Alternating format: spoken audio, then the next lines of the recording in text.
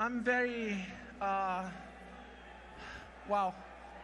I need to say thank you. Anderson Silva made the MMA community proud last Saturday in his upset victory over Julio Cesar Chavez Jr. Boxing veteran Julio Cesar Chavez Jr. entered last Saturday, 19th of June 2021 special attraction tribute to the Kings event as a monstrous -700 favorite, with Silva an overwhelming +500 underdog. Anderson Silva defeated Julio Cesar Chavez Jr. via split decision, though seemingly most spectators and each of the commentators called the fight, though the outcome was much clearer. Welcome to today's episode where we will be discussing Andre Silva's win over Chavez Jr. Before we begin, kindly hit the like and the subscribe button. The fact that Silva was able to score this victory with only 2 prior professional boxing bouts coming into this fight and is now 46 years of age is an inspiration to all walks of life, including, of course, MMA fighters and fans alike who beheld this remarkable achievement. Anderson Silva has done the impossible many times during his legendary career, but now he can add a victory over Julio Cesar Chavez Jr.